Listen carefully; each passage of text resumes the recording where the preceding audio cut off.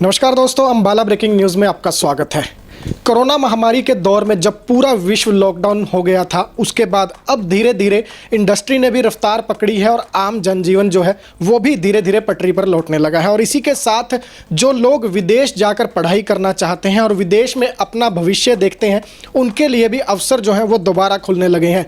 लेकिन एक जो समस्या है वो इन दिनों काफ़ी खुलकर सामने आ रही है कि जो यंग जनरेशन फ़ॉरेन जाना चाहती है वो कहीं ना कहीं काफ़ी ज़्यादा कन्फ्यूज़ है, क्योंकि इंडस्ट्री में या फिर हम ये कहें कि विदेश भेजने की जो कंसल्टेंसीज है, इस लाइन में कई ऐसे लोग भी शामिल हो गए हैं जो इस लाइन को कहीं ना कहीं बदनाम करने का काम भी कर रहे हैं और अवैध तरीके से, या मैं ये कहूँ कि इलीगल तरीके से युवाओं को फॉरेन भेजने के सपने दिखाते हैं, जिसके बाद कहीं ना कहीं माँ बाप की खून पसीने की कमाई जो है वो डूबती हुई नज़र भी आती है। लेकिन आज हम अगली कुछ मिनटों में आपको पूरी तरह से वो स्थिति है स्पष्ट कर देंगे कि कहाँ आपने इन्वेस्टमेंट करनी है, किस तरह आप लीगल तरीके से, सही तरीके से विदेश जाकर पढ़ाई कर सकते हैं, किस तरह से आपको वहाँ पर जाना है, क्या प्रोसेस होगा, क्या चेन होगी, वो सारी हम यहाँ पर आपको क्लियर करेंगे। और विश्वास ग्रुप के जो चेयरमैन हैं वो इस समय हमारे साथ मौजूद हैं। सर, स्वागत है आपका अंबाला ब्रेकिंग न्यूज़ पर। नमस्कार भाई साहब। सर, सबसे पहला सीधा सा क्वेश्चन, इलीगल और लीगल काफ़ी आप लोगों की भी बदनामी होती है, क्या डिफरेंस है? आम बंदा, अगर सपोज मैं ही आपके पास आता हूँ, मुझे कैसे पता लगेगा कि क्या प्रोसेस सही है, क्या गलत है? मैं पहले तो आपका धन्यवाद करूंगा कि आपने बहुत ही सही टॉपिक हमारे इस इंडस्ट्री के लिए चुना है। जिस इंडस्ट्री के अंदर आज के समय में हम लोग अपनी रोजी रोटी चला रहे हैं, पिछले 25 वर्षों से मैं इस इंडस्ट्री में काम कर रहा हूं। कहीं ना कहीं हमें भी बहुत दुख लगता है कि जब हम रोज़ सुबह उठते हैं और अखबारों में पढ़ते हैं कि हमारे बारे में या हमारी इंडस्ट्री के बारे में कुछ उल्टा सीधा छप रहा है। मगर जो आपने सवाल किया कि लीगल और इलीगल में क्या फ़र्क है, सिर्फ यही एक फ़र्क है कि जो एक डॉक्टर एक जैसे ट्रीटमेंट करता है और एक झोला छाप डॉक्टर जो सड़कों पे ट्रीटमेंट करते हैं, वही हमारी कंसल्टेंसी में लीगल और इलीगल जितने भी ऑफिसेज हमारी इंडस्ट्री में खुले हैं, जिन्होंने ऑफिस खोलकर यूनिवर्सिटियों से, कॉलेजेस से, गवर्नमेंट से अपनी ऑथराइजेशंस ली हैं, जिन्हें एक उपाधि दी गई कि हाँ कि आप ये बच्चों को सलाह दे सकते हो विदेश भेजने के लिए, उसका एक प्रॉपर चैनल है जिसमें हमें यूनिवर्सिटीज़, कॉलेजेस, वहाँ के फ़ॉरेन के लोग यहाँ पे आते हैं या बहुत बार हम विज़िट करने फ़ॉरेन में जाते हैं, तो हमें एक अथॉरिटी मिलती है जिसे हम लाइसेंस बोलते हैं। हमें एक कॉन्ट्रैक्ट साइन होता है कि हम उन बच्चों को एडवाइस देंगे कि कौन सी यूनिवर्सिटी अच्छी है, कौन से कोर्सेज़ अच्छे हैं, कहाँ पर बच्चा अपने बजट के मुताबिक जा सकता है। और जो लोग जिनके ऑफिस ही नहीं हैं ख़ास तौर से, या जिन्होंने ऑफिस खोल के किसी तरह का लाइसेंस नहीं लिया हुआ या किसी तरह की अथॉरिटी उनके पास नहीं है, फिर भी वो लोग बच्चों को सलाह देते हैं, या नए आज के समय में क्योंकि 4 ऑफिस में टेबल लगाया और स्टार्ट कर दिया काम, उस तरह के जो लोग हैं, या किराए की बिल्डिंगें आमतौर से छोटी बड़ी लेकर लोग बिज़नेस शुरू कर देते हैं जिनकी बैकग्राउंड काफ़ी स्ट्रांग नहीं है या एक्सपीरियंस नहीं है, मैं सीधी बात कहूँगा, तो उन लोगों के थ्रू जब हम लोग कोई एडवाइस देने जाते हैं तो उन्हें एक्सपीरियंस नहीं होता, तो उस पॉइंट ऑफ व्यू पे वो लोग कहीं ना कहीं गलत सलाह देते हैं। और ख़ास तौर से इसके अंदर जो बड़ा कसूरवार मैं मानता हूँ वो पेरेंट्स को मानता हूँ या स्टूडेंट्स को मानता हूँ, जिन्हें अपने मकसद के बारे में क्लियर नहीं है कि उन्हें जाना कहाँ है, क्या मकसद है उनका, किस विषय के लिए उसने विदेश जाना है। ख़ास तौर से 20 साल से लेकर 35 साल की उम्र तक सबसे ज़्यादा टफ़ एज है जिसमें वीज़ा मिलना बहुत मुश्किल होता है। सिर्फ एक एजुकेशन सिस्टम है आज के समय में, 10+2 करने के बाद आज अच्छे कंट्रियों में आइलेट्स का कोर्स, इंग्लिश की लैंग्वेज का कोर्स, पीईटी का कोर्स, जिसके अंदर आपकी काबिलियत प्रूफ होती है कि आपको वहाँ की लैंग्वेज आती है, बोलनी आती है और वहाँ जाके कल को आप सर्वाइव कर पाएंगे। उसके बाद आप लोग विदेशों में शिक्षा के लिए जा सकते हैं। 101% लीगल प्रोसेस है। इसमें दोनों गवर्नमेंट, जो हमारे हिंदुस्तान की गवर्नमेंट या जिस भी कंट्री में आप जाना चाहते हैं वहाँ की गवर्नमेंट हम लोगों के साथ कोलैबोरेट हैं। उन्होंने हमें एडवाइस दी है, उन्होंने रिक्वायरमेंट्स बताई हैं कि आप इस बच्चे को इस पॉइंट ऑफ व्यू से यहाँ पे हमारे देश में भेज सकते हैं, हम लोग यहाँ पे इनको एजुकेशन प्रोवाइड करवाएंगे। तो बिल्कुल, मैं एक यहाँ पर दर्शकों से ये भी गुजारिश करना चाहूँगा कि जो लोग विदेश जाने का सपना देखते हैं उनके लिए छोटा सा एक पॉइंट हम अभी चेयरमैन साहब से डिस्कस कर रहे थे कि अगर आप भारत में भी किसी नौकरी की बात करेंगे, नौकरी के लिए अप्लाई करेंगे, तो अगर 1000 वैकेंसीज़ हैं तो उसके लिए कम से कम 10,000 आवेदन पहुंचते। तो वीज़ा इंडस्ट्री जो है वो भी इसी पैटर्न पर काम करती है कि अगर किसी कंट्री में, किसी कॉलेज में या किसी कंपनी से 10 या 20 कैंडिडेट्स की रिक्वायरमेंट आती है तो यहाँ से कम 100 या 200 जो है एप्लीकेशंस भेजी जाती हैं और उनमें रिफ्यूज़ल भी आना लाजमी होता है, क्योंकि कंपनी जो है वो सिर्फ अपनी रिक्वायरमेंट देखेगी। ऐसे में सर आप लोगों पर भी एलिगेशन लगते हैं, माँ बाप कहते हैं एजेंट ने पैसे ठग लिए, एजेंट ने पैसा फंसवा दिया। किस तरह देखते हैं इन चीज़ों को और किस तरह बचा जा सकता है पेरेंट्स इसे? बिल्कुल सही है आपकी ये बात कि आमतौर से हमारे पे एलिगेशन लगता है, ख़ास तौर से रिफ्यूज़ल में। अगर किसी बच्चे की रिफ्यूज़ल आ गई, चाहे वो कनाडा के लिए, इंग्लैंड के लिए या किसी भी कंट्री के लिए अगर वो अप्लाई करता है और हमें परेशानी का सामना करना पड़ता है, वही जो हम आपने बहुत अच्छा पॉइंट उठाया कि इसी बात को लेकर के भी डिमांड एंड सप्लाई, उनकी डिमांड जो है वो फॉर एग्जांपल 100 स्टूडेंट्स की है तो हम लोग यहाँ से 1000 एप्लीकेशन अप्लाई करते हैं। यहाँ पर हमारे पास किसी तरह का कोई डाटा या किसी तरह की कोई ओपन इंफॉर्मेशन नहीं है कि भाई हमने कितने बच्चों का वीज़ा अप्लाई किया, यूनिवर्सिटी ने कितने बच्चों के ऑफर लेटर इशू किए या एम्बेसी ने कितनी एप्लीकेशन एक्सेप्ट की हैं।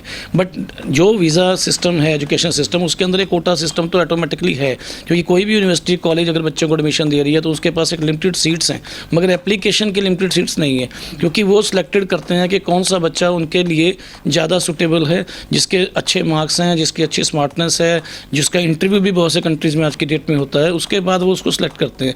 आमतौर से उसमें रिफ्यूज़ल आ जाती है, लेकिन पेरेंट्स को इस चीज़ की अवेयरनेस नहीं है कि रिफ्यूज़ल कभी भी कोई भी कंसल्टेंट नहीं चाहेगा कि आए, क्योंकि कंसल्टेंट की जो इनकम है, कंसल्टेंट को जो प्रॉफिट आना है वो सिर्फ और सिर्फ वीज़ा लगने की कंडीशन में आना है। अगर उसका वीज़ा लगेगा तो उसके लिए फर्दर फ्यूचर के लिए बच्चे उसके पास आएंगे और उसको भी एक इनकम का सोर्स कंटिन्यूली बना रहेगा। अगर उसकी रिफ्यूज़ल्स आती हैं तो नेचुरली उसका वो बिज़नेस बंद हो जाएगा। तो पेरेंट्स को थोड़ा सा समझना चाहिए कि हर इंडस्ट्री में, जैसे आज के डेट में कोई भी एंट्रेंस टेस्ट हम लोग दे रहे हैं, उसमें कई बार बच्चे सेलेक्ट नहीं हो पाता। अगर नहीं हो पा रहा तो मैं सभी पेरेंट्स को ये चीज़ की गारंटी देना चाहूँगा, किसी भी केस में किसी भी कंट्री से आए हुए रिफ्यूज़ल विद्यार्थी दूसरी कंट्री में जा सकते हैं, दोबारा उसी कंट्री में अपना वीज़ा अप्लाई कर सकते हैं, उन्हें किसी तरह की कोई दिक्कत नहीं आती, सिर्फ अगर उसके डॉक्यूमेंटेशन जेन्युइन है। ख़ास तौर से जब भी बच्चा की फ़ाइल अप्लाई हो रही है, किसी भी कंसल्टेंट को दोष देने से पहले, क्योंकि बच्चा आपका खुद जाकर एम्बेसी में आज के समय में डॉक्यूमेंट जमा कराता है, तो आप पूरे डॉक्यूमेंट्स खुद जानिए, समझिए, देखिए, उसकी पूरी रिक्वायरमेंट जो कंट्री में आपने चुनाव किया है उस कंट्री की पूरी रिक्वायरमेंट आपको कंप्लीट करनी है। जैसे ही आपकी वो रिक्वायरमेंट्स कंप्लीट हो जाती हैं, आप वीज़ा अप्लाई करें। अगर आप फॉर एग्जांपल किसी वजह से कुछ कंट्रियों की जो टर्म्स एंड कंडीशन आपको सूटेबल नहीं करती, तो आपको वेट करनी पड़ेगी, रुकना पड़ेगा, या आपको अपना डायरेक्शंस चेंज करनी पड़ेंगी। मान लीजिए आपका कनाडा में सिलेक्शंस नहीं हो पा रहा तो आप यूके सिलेक्शन कीजिए, अगर यूके नहीं हो पा रहा तो यूरोप की बहुत सी कंट्री वहाँ सिलेक्शन कीजिए। भेड़ चाल की तरह एक ही कंट्री के पीछे मत पड़िए, क्योंकि उसमें आपके रिफ्यूज़ल के चांस ज़्यादा हैं। सर आपने भेड़ चाल की यहाँ पर बात की, मैं एक कॉमन पर्सन की बात करता हूँ।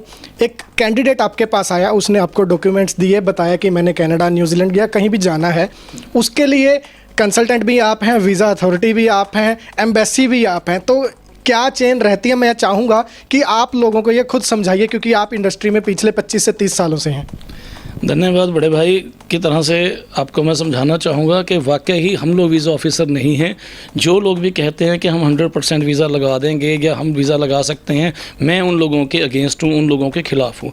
मैं नहीं समझता कि वीज़ा हम लगा सकते हैं। हाँ, हम एक एडवोकेट की तरह से, एक डॉक्टर की तरह से, एक अच्छे कंसल्टेंट होने के नाते हम लोग पूरी कोशिश करते हैं, आपको अच्छे एडवाइस देते हैं, आपको इंटरव्यू के लिए तैयारी करवाते हैं, उनकी रिक्वायरमेंट के अकॉर्डिंगली हम आपके डॉक्यूमेंटेशन कंप्लीट करते हैं। मगर फाइनली वीज़ा अथॉरिटी जो है वो एम्बेसी है, वो दूतावास है, जो विदेशों में जाने के लिए इमिग्रेशन डिपार्टमेंट द्वारा सिलेक्टेड किया जाता है। उसमें हमारा कहीं भी कोई रोल नहीं है, किसी भी तरह की कोई बातचीत एम्बेसी के साथ नहीं होती। हम लोग एक दरवाजे पर जाकर अपने डॉक्यूमेंटेशन फाइल डिपॉजिट करने के बाद हमारा रोल ख़त्म हो जाता है। हमें वेट एंड वॉच करनी पड़ती है, क्या पोजीशन है, कैसे वीज़ा आएगा। बहुत सी कंट्रीज़ ऐसी हैं जहाँ पर एक लिमिटेड क्राइटेरिया है कि इस क्राइटेरिया को कंप्लीट कीजिए और आपको वीज़ा मिलेगा। उनका वीज़ा श्योर शॉट आ जाता है, इसमें कोई डाउट नहीं। मगर बहुत सी कंट्रीज़ ऐसी हैं जहां पर उस क्राइटेरिया को बार बार चेक किया जाता है, टाइम टू टाइम चेंज किया जाता है। हर 3 महीने 4 महीने में नए रूल्स आ जाते हैं। ख़ासतौर से कनाडा ने बहुत से रूल्स चेंज किए।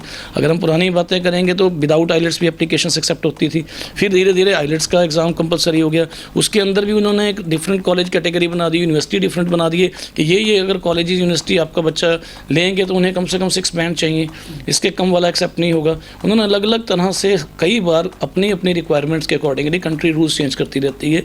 पेरेंट्स को हमें कभी भी ये नहीं समझना चाहिए कि वीज़ा देने वाला कंसल्टेंट ही है या ये जो एम्बेसी है वो हमारे ऑफिस के अंदर है। हमारे ऑफिस के अंदर नहीं है, हमारे जैसे हज़ारों ऑफिसेज हैं तब कोई एक एम्बेसी है। हमारे जैसे हज़ारों ऑफिसेज एक एम्बेसी में डॉक्यूमेंटेशन जमा कराते हैं, पूरा लीगल प्रोसेस से हम लोग चलते हैं।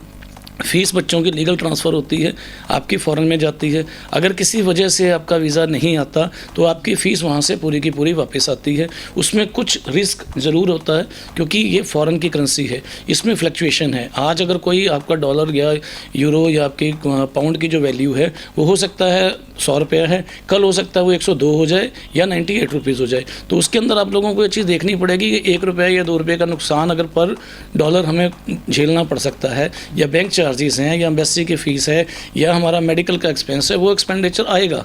जो भी लोग ये रिस्क लेना चाहते हैं वो लोग बहुत ज़्यादा अच्छे रहते हैं क्योंकि उनका खर्च बहुत कम आता है।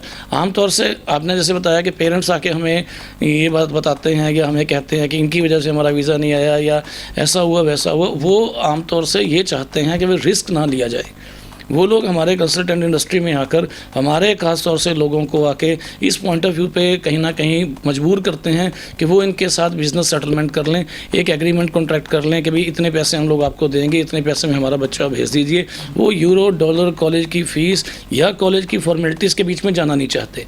तो जहाँ तक ये पेरेंट्स की दिक्कत आती है, ये खास तौर से रूरल एरिया से हमारे जो बच्चे, विलेज से बच्चे जाते हैं, आसपास गाँव के बच्चे जितने भी हैं, उनके जो पेरेंट्स आते हैं तो वो हमसे डिस्कस नहीं करना चाहते, वो हमसे बातों को समझना नहीं चाहते, कॉलेज यूनिवर्सिटी को समझना नहीं चाहते, कौन सा कंट्री उनके लिए बेनिफिट है वो समझना नहीं चाहते। वो सिर्फ हमें आके एक प्रेशराइज़ करते हैं कि हमें यहाँ भेज दीजिए, हमारा ऑलरेडी रिश्तेदार यहाँ है, या हमें यहाँ जाने का ज़्यादा बेनिफिट है। कई बार तो ब्रदर इतनी दिक्कत हमने फेस की है कि लोगों के पास पैसा नहीं है, वो कर्जे पर पैसा लेते हैं। मैंने अपने ऑफिस के बाहर स्लोगन्स में भी लिख के लगाया कि कर्ज लेके विदेश ना जाए, मगर कोई इस चीज़ को नहीं समझता क्योंकि 12 से 15 लाख रुपए का खर्चा मिडिल फैमिलीज़ के घरों में तो नहीं पड़ा हुआ। वो एक रिस्क लेते हैं, किसी न किसी से क्रेडिट पे पैसा पकड़ लेते हैं, इंटरेस्ट पे पैसा पकड़ लेते हैं, उसके बिहाफ पे वो बच्चों का वीज़ा अप्लाई करवा देते हैं। इन केस गलती से वीज़ा नहीं आया तो नो डाउट कि 2 से 3 महीने 5 महीने का जो प्रोसेस है, उस महीनों के दौरान उसका जो इंटरेस्ट रेट पड़ रहा है वो कहीं ना कहीं उस कंसल्टेंट को जिम्मेवार मानते हैं कि हमारा इतना ब्याज हो गया, हमारा ये हो गया, हमारा वो हो गया, जबकि उन्हें ये पता था कि हो भी सकता है और नहीं भी। क्योंकि आज की डेट में हम जितनी भी एजुकेशन हासिल करते हैं, मेडिकल है, इंजीनियरिंग है, किसी भी कॉलेज में अगर हम एडमिशन्स देना चाहते हैं, वहाँ भी बहुत बड़ा कंपटीशन है इंडिया में। लेकिन फ़ॉरेन में आपको बेनिफिट मिलता है, वहाँ पे सेटल्ड होने का, फ्यूचर आपका सेटल हो जाता है, बहुत से अच्छे बेनिफिट्स हैं। उसके लिए थोड़ा सा रिस्क आपको लेना पड़ता है। जो पेरेंट्स रिस्क नहीं लेना चाहते वही ब्लेम कर रहे हैं आमतौर से, जबकि फ़िलहाल अगर हम लोग बात करें तो रिजेक्शंस की रेशियो बहुत कम है। अगर बच्चा एलिजिबल है, बच्चा तैयारी करके जाता है, उसके डॉक्यूमेंटेशन वो अच्छी तरह से प्रिपेयर कर लेता है, तो उसकी रिजेक्शंस के चांसेस बहुत कम हो जाते हैं। सर, पैसों की आपने बात की, एक आजकल जितने भी कंसल्टेंसीज में की मैं बात करूँ, टीवी में भी ऐड चलती है, अखबारों में भी, कि फीस वीज़ा आने के बाद, ये कितना सही है, क्या सच्चाई है इसके पीछे की? देखिए ब्रदर, बिज़नेस है तो जब हमारी इंडस्ट्री इसको एक बिज़नेस के तौर पे चला रही है तो बेसिकली इन्वेस्टर्स की बात आ जाती है कि कौन किस पे इन्वेस्टमेंट कर रहा है। फॉर एग्जांपल, जैसे मैंने बताया कि पेरेंट्स आम तौर से जो है वो ये नहीं चाहते वो रिस्क लें। वो लोग कहते हैं कि हमारा अगर वीज़ा ना आया तो हमारा 1 लाख रुपये का नुकसान हो जाएगा या 50,000 रुपये का नुकसान हो जाएगा। वो रिस्क नहीं लेना चाहते। जब वो रिस्क नहीं लेना चाहते तो फिर क्या प्रॉब्लम आती है, वो हम लोगों के इंडस्ट्री में बैठे हुए कुछ कंसल्टेंट्स, मैं शुरू से इस चीज़ के अगेंस्ट हूँ क्योंकि मैं एक चीज़ मानता हूँ कि अगर आपका पैसा है, आपकी किस्मत है, आपकी मेहनत है तो आपको सक्सेस मिलेगी। आप पर अगर कोई इन्वेस्टमेंट कर रहा है तो पहले तो वो अपना बेनिफिट लेकर चलेगा, उसका जो कॉस्टिंग है, जो आपकी प्राइस है वो हाई हो जाएगी। क्योंकि अगर कोई आपके ऊपर 10, 15, 20 लाख रुपया लगाएगा तो नेचुरली वो एक्स्ट्रा पैसा भी लेगा। जब वो एक्स्ट्रा पैसा ले रहा है तो आप एक ही नुकसान हो रहा है उसमें, क्योंकि पेरेंट्स ने पैसा तो देना ही है। अगर बच्चे का वीज़ा लगेगा उसके बाद वो पैसा देना चाहता है, उससे पहले वो नहीं देना चाहता, तो ये पेरेंट्स की कहीं ना कहीं मेंटेलिटी में एक प्रॉब्लम है कि वो ये सोचता है कि मेरा रिस्क है। मगर मैं ये जानना चाहता हूँ कि अगर 2 लाख 3 लाख 5 लाख आप एक्स्ट्रा दे रहे हो तो किस चीज़ का दे रहे हो? वो बच्चा कल को वहाँ जाके कमाएगा, परेशान होगा, दुखी होगा, उसको फील होगा कि मैं गलत पैसा देकर आया हूँ, ज़्यादा पैसा देकर आया हूँ। लेकिन उसमें सिर्फ अगर वो थोड़ा सा रिस्क ले लेते पेरेंट्स तो इस चीज़ को ना किया जाता। मैं खासतौर से इस चीज़ के खिलाफ हूँ कि सारे पैसे वीज़ा लगने के बाद, क्योंकि देखिए लीगल सिस्टम क्या है, आपको ऑफर लेटर आता है, ऑफर लेटर आने के बाद आपको फ़ीस ट्रांसफ़र करनी होती है, फ़ीस ट्रांसफ़र करने के बाद आपकी एम्बेसी की फ़ीस लगती है, आपको एम्बेसी में फ़ाइल डिपॉजिट होती है, फिर आपका वीज़ा वहाँ से आता है और आपको फ़्लाइट पकड़नी होती है। अगर ये सारा खर्चा कोई अपनी जेब से करेगा और कितनी लिमिट तक कर सकता है? हम लोग 25 साल से अगर इस बिज़नेस को कर रहे हैं, अगर मेरी 100 एप्लीकेशन मंथली अगर मैं लगाता हूँ तो मैं 100 बच्चों का पैसा अपनी जेब से कैसे लगा सकता हूँ। ये तो फिर एक रिस्क लेने वाली बात होगी मेरे लिए भी कि मैंने 100 एप्लीकेशन लगा दी, कुछ एडजस्टमेंट की, अगर उसमें से 10-20 का वीज़ा आ गया तो बहुत अच्छी बात है, मुझे एक बहुत बड़ा बेनिफिट मिल गया, और अगर नहीं आया तो नहीं। ये तो पेरेंट्स को खुद सोचना पड़ेगा कि कितने लोगों की फ़ीस एक कंसल्टेंट अपनी जेब से भर सकता है। इसलिए कहीं ना कहीं मिस्टेक्स होती है।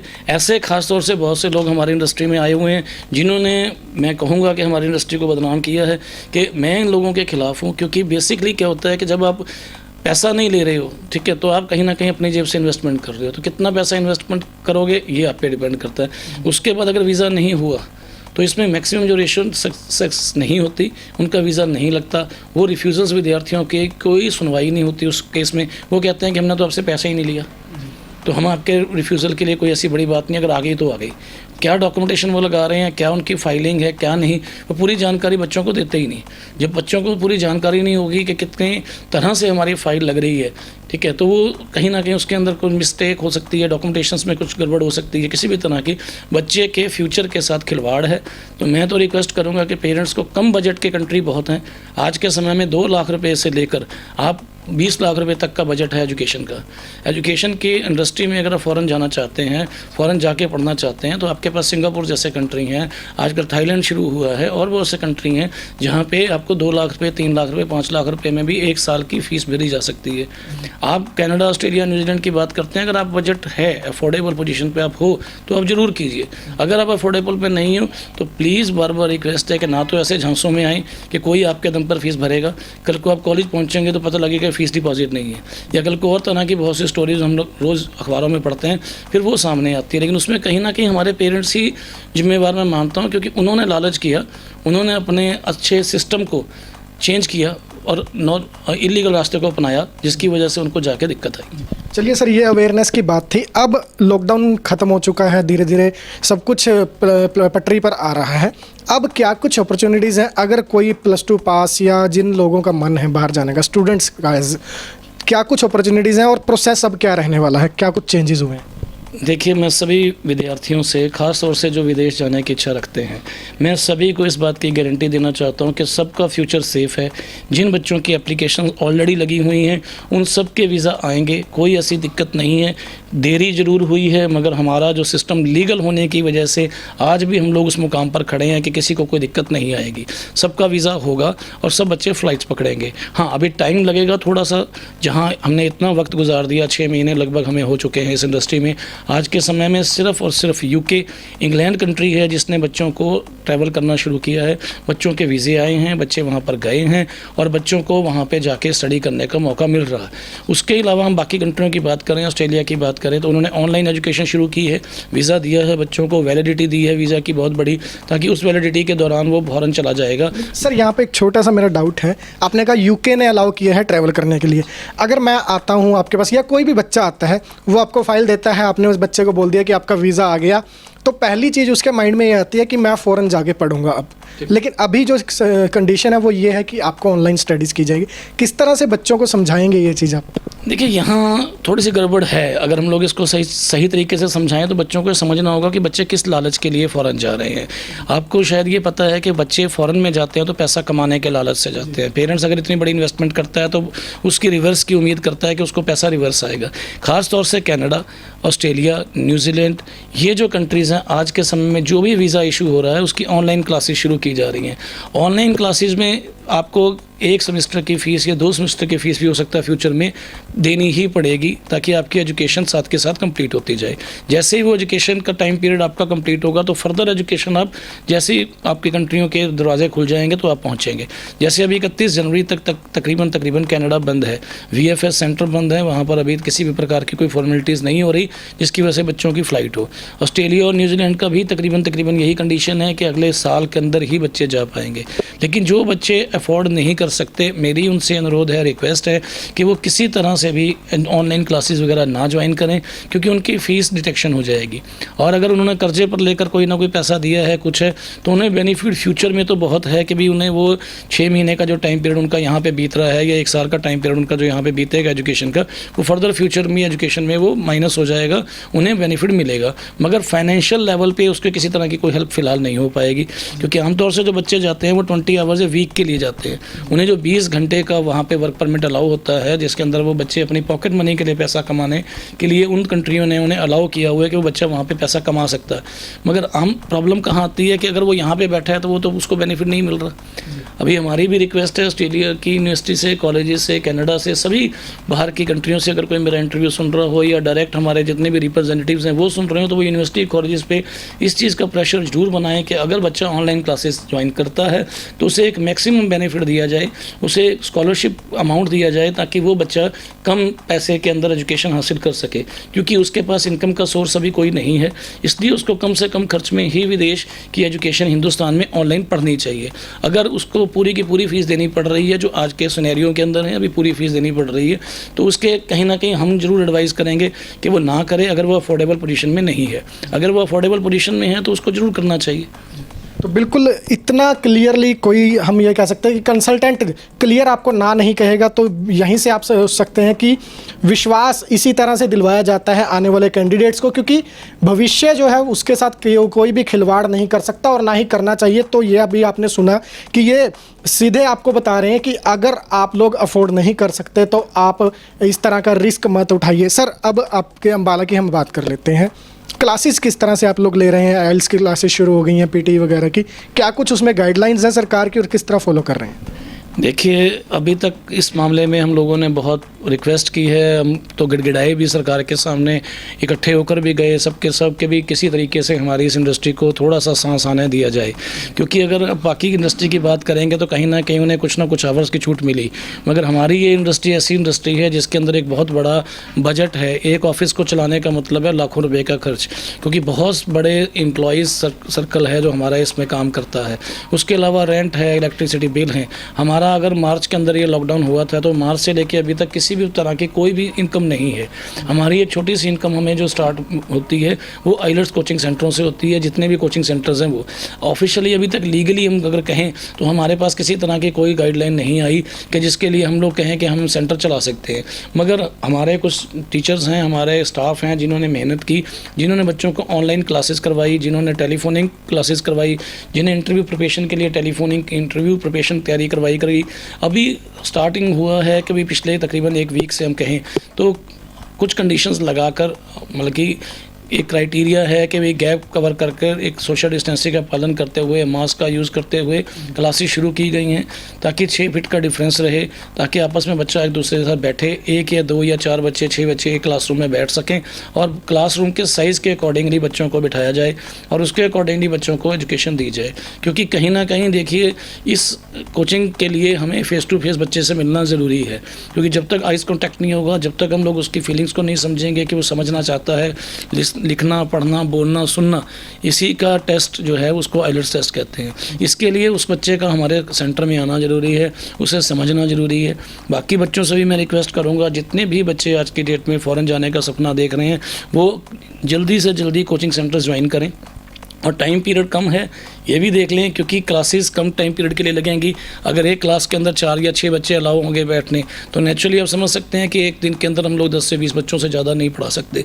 यानी कि 3 बैच भी अगर हम लोग लेंगे तब भी 20 से 25 बच्चों का हो गया। नो डाउट कहीं ना कहीं हमारी मजबूरी होगी फ़ीस भी एक्सटेंड करना। तो इन सब चीज़ों को सभी को समझना चाहिए, गवर्नमेंट को भी इस चीज़ के लिए हमें सपोर्ट करनी चाहिए। किसी भी तरह से, किसी न किसी तरह की अगर वो सपोर्ट हमें मिले तो हम लोग इस हिंदुस्तान का नक्शा बदलने में पूरी कोशिश करेंगे कि वो बच्चे खास तौर से जो अफोर्डेबल पोजीशन में हैं या जिनका बजट कम है, वो अच्छी कंट्रियों को सिलेक्ट करके यहाँ से फ़ॉरेन जाएं और फ़ॉरेन से विदेशी मुद्रा कमा के हमारी सरकार को, हमारे देश को, अपने परिवारों को खड़ा कर सकें। आज अगर आप कौन कौन से गांव का नाम लूं, अगर मैं बात करें तो बराड़ा के आसपास की बात करें, पेहवा के आसपास की बात करें, कुरुक्षेत्र करनाल की बात करें, बहुत से एनआरआईस हैं। पहले पंजाब बहुत फेमस हुआ करता था कि एनआरआई के मामले में, मगर आज प्राउडली मैं कह सकता हूं कि हमारा हरियाणा भी एनआरआई के मामले में बहुत बड़ा सर्कल बन चुका है। बहुत अच्छे लेवल पर लोगों ने अपने आप को सेटल किया है। बहुत बड़ी इनकम हिंदुस्तान में आई है इस इंडस्ट्री के थ्रू। सर, अगर आज की डेट में कोई अप्लाई करना चाहे तो कितने चांसेस हैं बच्चों के जल्द से जल्द वीज़ा आने के या रिफ्यूज़ल के? क्या कुछ कैटेगरीज हैं, परसेंटेज क्या है? देखिए, आज के समय में सबसे बड़ा बेनिफिट तो बच्चों के ऊपर से एक प्रेशर खत्म हो गया, वो है आइलेट्स का। आइलेट्स कोचिंग सेंटर बंद होने की वजह से बाहर की यूनिवर्सिटी कॉलेजेस को ये बात पता लगी कि बच्चे आइलेट्स नहीं कर पा रहे, तो बिना आइलेट्स के आज की डेट में आप वीज़ा अप्लाई कर सकते हैं। बड़ी कंट्री कनाडा में भी आप विदाउट आइलेट्स वीज़ा अप्लाई कर सकते हैं, यूके में विदाउट आइलेट्स कर सकते हैं। इंग्लैंड एक कंट्री है आज के समय में, ख़ास तौर से इंस्टेंटली जो बच्चे जाना चाहते हैं वो तुरंत आके यूके का वीज़ा अप्लाई करें। अभी भी हमारे वीज़ा आए हैं, कल भी बच्चों की फ़्लाइट्स हुई हैं, बच्चे डेली जा रहे हैं और तकरीबन 1 से 1.5 महीने का प्रोसेस है। अगर बच्चे के पास उसके पास सारे डॉक्यूमेंटेशन और उसके फंड अगर उसके पास रेडी हैं तो विद इन ए वीक, 1 हफ्ते के अंदर अंदर हम उस बच्चे का वीज़ा करवा सकते हैं। 10+2 चाहिए, सिर्फ अच्छे नंबरों में पास किया हो, 50% 60% उसके नंबर हों। आइलेट्स अगर नहीं भी किया है, इंग्लिश में उसके मार्क्स अच्छे होने चाहिए, उसके पास ओल्ड फंड होने चाहिए, अपने माँ बाप के पास कुछ जोड़ा हुआ पैसा उन्होंने दिखाना है देश को कि हाँ हमारे बच्चे के पास बाहर आने के लिए पैसा है। उसके अलावा हमें कुछ नहीं चाहिए। फ़िलहाल इंग्लैंड ही एक कंट्री है जिसके लिए बच्चे तुरंत अपना वीज़ा अप्लाई कर सकते हैं। फ्यूचर में इंग्लैंड से वो कनाडा, इंग्लैंड से वो ऑस्ट्रेलिया, इंग्लैंड से वो न्यूजीलैंड वगैरह जा सकते हैं। मगर अभी बाकी कंट्रियों के बारे में हम लोग यही कह रहे हैं कि वीज़ा ज़रूर आ रहे हैं मगर ऑनलाइन क्लासेस के लिए। अभी ट्रैवल का कोई भी किसी की भी डेट कंफर्म नहीं है। बिल्कुल। तो अगर कोई भी कंसल्टेंट या हम ये कहें कि साधारण भाषा में अगर कहूँ, अगर कोई भी वीज़ा एजेंट आपको आज की तारीख में ये कहता है कि आपके बच्चे का वीज़ा दिलवाकर 1 महीने में उसे फ़ौरन भेज देंगे कनाडा, ऑस्ट्रेलिया या कहीं भी भेज देंगे, तो इस चीज़ पर फ़िलहाल विश्वास ना कीजिए, क्योंकि कोई भी कंट्री जो है वो फ़िलहाल किसी भी तरह से बच्चों को एंट्री नहीं दे रही है। जो स्टडी है वो ऑनलाइन करवाई जा रही है। सिर्फ़ और सिर्फ यूके जो है वो स्टूडेंट्स को इनवाइट कर रहा है, वहाँ पर आप ट्रैवल कर सकते हैं। तो ये उन लोगों के लिए भी गोल्डन चांस मैं कहूँगा कि जिन लोगों ने आइल्स नहीं किया है, जिन लोगों के पास ज़्यादा कुछ डिग्री नहीं है, वो अभी चेयरमैन जी सर ने बताया है कि अगर आपके +2 में नंबर अच्छे हैं, इंग्लिश आपकी अच्छी है, इंग्लिश में नंबर आपके अच्छे हैं, तो आप सीधा 1 हफ्ते का प्रोसेस इन्होंने बताया है, तो आपका जो सपना है वो साकार हो सकता है यूके में जाकर पढ़ने और सेट होने का, और फिर आप यूके से आगे कहीं भी मूव कर सकते हैं। किस तरह से यहाँ पर क्लासेस चलाई जा रही हैं भारत में की हम बात करें या आपके अम्बाला शहर की मैं बात करूँ, तो यहाँ पर अब आइलेट्स की जो क्लासेस हैं वो शुरू हो चुकी हैं। क्या कुछ व्यवस्थाएं हैं, क्योंकि बहुत से बच्चे जो हैं अभी भी डर रहे हैं, पेरेंट्स बहुत से डर रहे हैं क्योंकि कोरोना का डर जो है लगातार बरकरार है। तो किस तरह से यहाँ पर व्यवस्था बनाई गई है वो भी एक बार आपको दिखाएंगे। विश्वास ग्रुप में अभी हमने आपको दिखाया कि किस तरह से अगर आप फ़ॉरेन जाना चाहते हैं तो ये दिन आपके लिए कैसे हैं, कौन सी कंट्री आपके लिए बेहतर रहेगी, और जो इन दिनों ख़ास तौर पर पेरेंट्स के सवाल हैं या हम कहें कि कंसल्टेंट्स पर आरोप लगते हैं, वो बड़ी ही बेबाकी से हमने आपके सामने उनके जवाब रखे हैं। और शायद ही मैं यही कहूँगा आपको कि शायद ही आज तक किसी भी कंसल्टेंट ने इतनी बेबाकी से जवाब दिए हों। अभी क्लासरूम दिखाएंगे आपको, देख सकते हैं आपकी पूरी तरह से यहाँ पर सैनिटाइजेशन का भी प्रबंध किया गया है। यहाँ पर सैनिटाइज करवाया जाता है पूरी तरह से जब भी कोई यहाँ पर आ रहा है। और क्लासरूम आपको दिखा देंगे हम कि किस तरह से कक्षाएं शुरू की गई हैं, क्योंकि पेरेंट्स और अगर हम कहें कि स्टूडेंट्स की सबसे बड़ी आज की डेट में यही परेशानी है कि कोरोना का डर जो है वो काफ़ी ज़्यादा नज़र आ रहा है उन्हें। और यहाँ पर एक क्लास जो है इस समय चल रही है, ये आपको दिखा देंगे कि शुरुआती नज़र में ही आप देख सकते हैं कि सोशल डिस्टेंसिंग का पूरी तरह से ध्यान रखा जा रहा है। और एक जो यहाँ पर मेन चीज़ नज़र आ रही है, मास्क जो हैं वो सभी स्टूडेंट्स जो हैं उनके चेहरों पर नज़र आ रहे हैं, और पूरी तरह से सोशल डिस्टेंसिंग के साथ जो स्टडी है यहाँ पर करवाई जा रही है। और किसी भी तरह की लापरवाही अगर हम कहें वो नहीं बरती जा रही। एक एक चेयर का गैप जो है यानी कि सोशल डिस्टेंसिंग है वो पूरी तरह से मेंटेन की गई है। और अगर आपके मन में किसी भी तरह का डर है तो वो इन तस्वीरों को देखकर आप भूल जाइए कि यहाँ पर किसी भी तरह से आपको घबराने की या फिर चिंता करने की ज़रूरत नहीं है। क्योंकि अगर आप लोग फ़ौरन जाने का मन बनाकर आए हैं और आप चाहते हैं कि आइलेट्स करना है आपने या फिर पीटी या फिर अन्य कोई भी ऐसा कोर्स करना है, तो क्लासरूम्स पूरी तरह से सेफ़ हैं, इंस्टीट्यूट्स पूरी तरह से सेफ़ हैं, और किसी भी तरह से आपको घबराने की या चिंता करने की ज़रूरत नहीं है। तो ये अपडेट थी आज की, और अगर आप लोग फ़ौरन जाना चाहते हैं तो ये आप लोगों के लिए बेहतरीन ऑप्शन हम कहेंगे, टाइम हम कहेंगे, क्योंकि ख़ास तौर पर मैं यहाँ पर विश्वास ग्रुप की भी बात करना चाहूँगा कि नाम से ही आप इन पर विश्वास कर सकते हैं, क्योंकि जिस तरह से इन्होंने गाइड किया है आज स्टूडेंट्स को, उनके पेरेंट्स को, वो काबिल तारीफ़ हमें नज़र आया है। बड़ी ही बेबाकी से इन्होंने कहा है कि अगर आप लोग अफोर्ड नहीं कर सकते, आप लोग डायरेक्ट फ़ौरन जाने की सोच रहे हैं इस टाइम पीरियड पर, तो सिर्फ एक यूके ही ऐसी कंट्री है जो आपको एंट्री अलाउ कर रही है। तो काफ़ी बेबाकी से इन्होंने जवाब दिए हैं। किस तरह से आपको ये एपिसोड लगा, राय जरूर दीजिए। जुड़े रहिए हमारे साथ हमारे Facebook page Ambala breaking news पर, हमें यूट्यूब पर भी सब्सक्राइब कीजिए, साथ साथ अम्बाला ब्रेकिंग न्यूज़ की ऐप भी डाउनलोड कीजिए।